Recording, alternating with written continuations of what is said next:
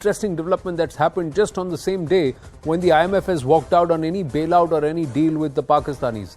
A review report from the United Kingdom is making headlines in India because while it talks of a threat that the United Kingdom and its people face, especially from radicalization, it has more or less confirmed the K2 threat that exists for Bharat too. And not just in Bharat, but overseas as well. The independent review called Prevent has also mentioned eco-terrorism, disruptive activities by the extreme left, and open support in the United Kingdom for the Hamas. The report talks about Kashmir and Khalistan, but before we break it down for you, let's also get you the highlights of this report. The UK report actually says Islamist terrorism is the deadliest threat in the United Kingdom.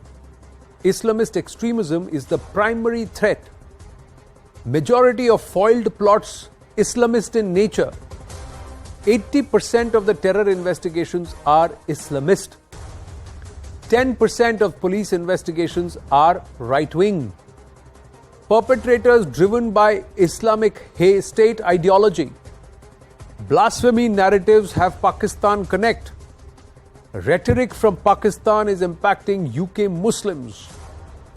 Pak rhetoric inflaming anti-India sentiment.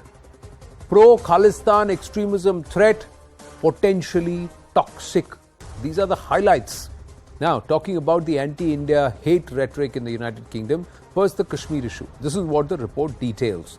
Pak rhetoric inflaming anti-India hate about Kashmir. Pak clerics with United Kingdom following call for violence in Kashmir. UK Islamists significantly interested in the Kashmir issue. Islamists will seek to exploit Kashmir issue in the future. Terror convicts in the United Kingdom have fought in Kashmir in the past. Several terrorists from Kashmir joined the Al-Qaeda. From Leicester to Birmingham and Khalistan referendum, we've seen several anti-India incidents in the United Kingdom. But what exactly does the report say as far as the other aspect of K2, that is Khalistan? Pro-Khalistan extremism emerging from the United Kingdom Sikh communities. False narrative disseminated by pro-Khalistan groups. False narratives being spread about the United Kingdom and the Indian governments. Spread in misinformation on repression by state. Narratives glorify pro-Khalistani violence in India. Narratives praise violence overseas. Sushant Sareen ji stays on with us. Sushant ji, this report is as detailed as it can get. And will now establishments wake up? I was pleasantly surprised to see this report because I think it's a very honest report. But I think the report talks about the kind of timidity with which Islamist extremism and Islamist violence is being handled in Britain. And there is this fear that, the moment you start attacking it or you start combating it, there will be cries of Islamophobia against people. So, a lot of people are really fearful of that. But at least this report comes out openly and talks about what is happening inside Britain, number one. Number two, I think it's very important to see how clueless people in the British government are.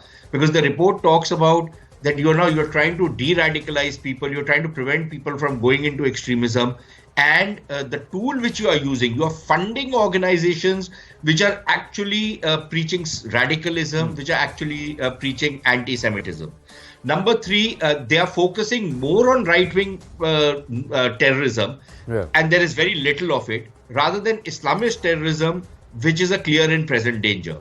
But from our perspective, Anand, I think the report is extremely important, not just because it underlines the growing Khalistani propaganda out there and the kind of potential for violence that it holds.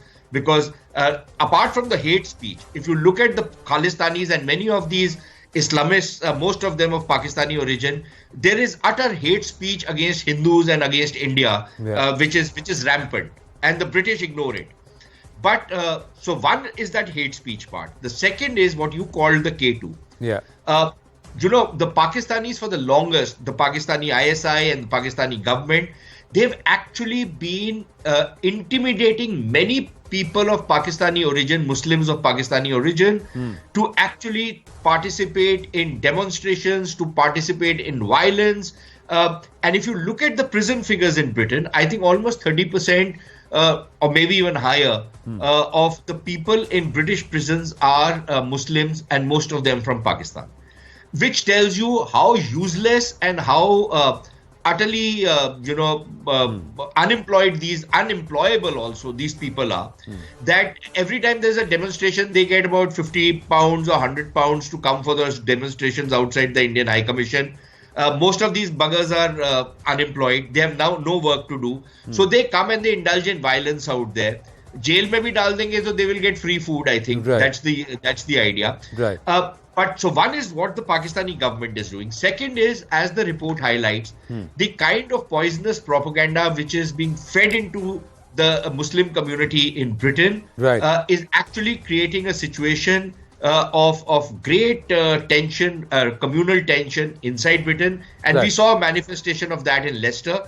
And then, because the Khalistanis are also Pakistani puppets and Pakistani agents, they combine the Khalistanis with the Kashmiri diaspora or the POK diaspora. And that is creating a very, very toxic situation in Britain, especially against the Hindus and the Indian community out there. So I think the report highlights all of this.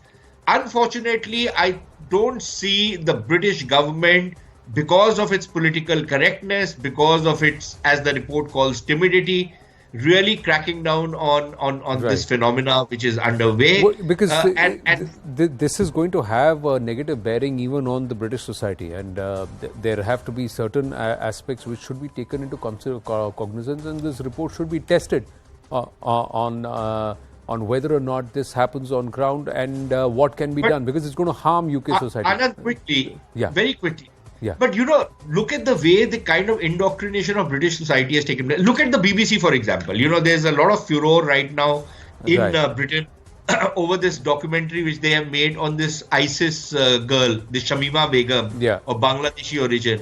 And look at the kind of logic which is given to defend her and portray her as a victim, not as a terrorist. Now, when terrorists become victims, which is what Pakistan also tries to portray itself as, when terrorists become victims, you've lost the war on terror, right? So I think the problem is far more deep-seated than just the British government. So clearly, look at the BBC, for example. The BBC is a prime example of a jihadist media. Well, this has been allowed over a period of time, so you cannot yank it off immediately. But if it comes into cognition, and if there is an honest report that's putting it out there, there will be certain people who will perhaps take cognizance of this. So, Sushantji, I have to move on, but I thank you for giving us some valuable insights and also putting matters into perspective here.